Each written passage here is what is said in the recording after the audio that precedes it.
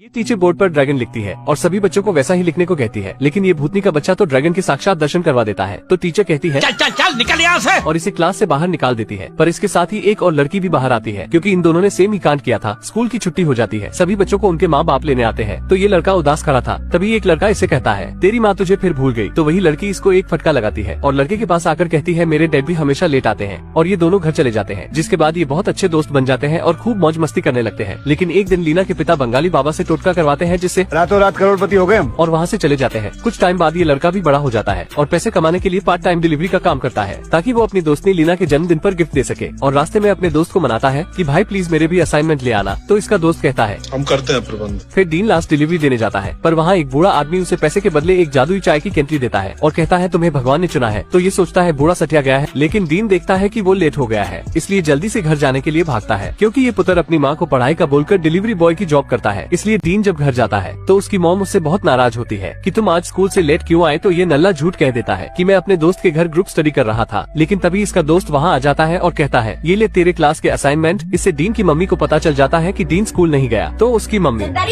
तो उसे काफी गालियाँ पड़ती है और इसके पड़ोसी भी तमाशा देखने लग जाते हैं। पर उसकी मम्मी समझाती है कि अगर तुम पढ़ाई नहीं करोगे तो तुम्हारा फ्यूचर बर्बाद हो जाएगा और तुम्हें धियारी करनी पड़ेगी। तो डीन निराश होकर पढ़ने बैठ जाता है। लेकिन इधर 3 गुंडे भी उस केंटली की तलाश में उस खंडर जगह पर पहुंच जाते हैं, जहां गॉड ने डीन को टीपोट दिया था। वो गार्ड को मारकर अंदर घुस जाते हैं और टीपोट को ढूंढने लगते हैं। वही डीन अपनी मम्मी के सो जाने के बाद खिड़की से बाहर चला जाता है और पोस्टर वाली लड़की से बातें करने लगता है, क्योंकि ये उसकी बचपन की दोस्त थी और अगले दिन उसका बर्थडे भी था। तो ये मौके पर चौका मारते हुए अपने दिल की बात बताना चाहता है, लेकिन तभी उसका कोट फट जाता है और पैंट के भी चिथड़े उड़ जाते हैं और ये देखकर डीन निराश हो जाता है। तभी वो टीपॉट जोर जोर से हिलने लगता है और उसमें से एक चीज निकलकर ऊपर चली जाती है। तो डीन सोचता है ये क्या बला है, ये क्या है? कि तभी उसके सामने एक बड़ा सा ड्रैगन प्रकट हो जाता है। लेकिन